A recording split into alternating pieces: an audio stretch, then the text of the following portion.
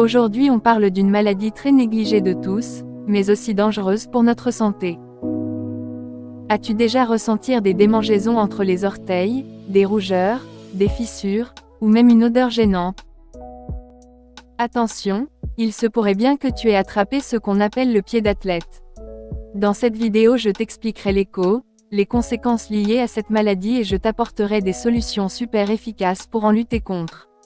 Mais bien avant de t'en dire plus, abonne-toi si cela n'est pas encore fait, like la vidéo pour m'encourager, laisse un commentaire et reste jusqu'à la fin.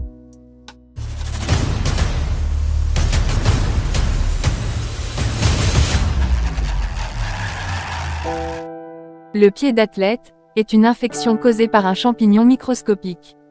Et ce champignon adore les endroits chauds, humides et sombres, comme l'intérieur de nos chaussures. Alors, qu'est-ce qui provoque cette infection? On a la transpiration excessive des pieds, le fait de mal se sécher après la douche, marcher pieds nus dans les douches publiques ou les piscines, partager des chaussures, des chaussettes ou des serviettes contaminées.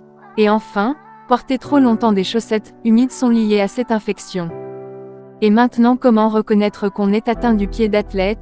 Les conséquences ne sont pas toujours visibles au début, mais très vite, les symptômes apparaissent, tels que les démangeaisons intenses entre les orteils, les rougeurs et peaux qui pèlent, les fissures parfois douloureuses, les cloques, ou même une mauvaise odeur. Et ces différents symptômes sont à ne pas négliger pour la personne atteinte car si rien n'est fait, ça peut s'étendre à tout le pied, voire aux ongles et cela peut causer des conséquences désagréablement inattendues. Mais pas de panique, le pied d'athlète se soigne facilement. Mais pour ce fait il faut agir dès les premiers signes. Maintenant voici des solutions pour guérir de cette maladie. Numéro 1. Applique une crème antifongique, telle que l'Omexin, Fasol, Manazol et bien d'autres disponibles en pharmacie. Utilise-la pendant au moins 2 à 4 semaines, même s'il commence à avoir du mieux. Numéro 2. Si la maladie est plus avancée ou plus grave, il est préférable de consulter un médecin pour un traitement par voie orale. Et surtout, adopte ses bons réflexes habituels. Toujours bien sécher ses pieds, surtout entre les orteils. Mettre des chaussettes propres et sèches chaque jour. Laver ses chaussettes à l'eau chaude. Ne jamais partager ses affaires personnelles.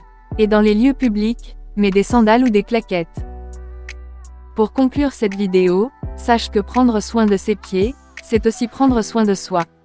Alors ne laisse pas un simple champignon gâcher ton confort.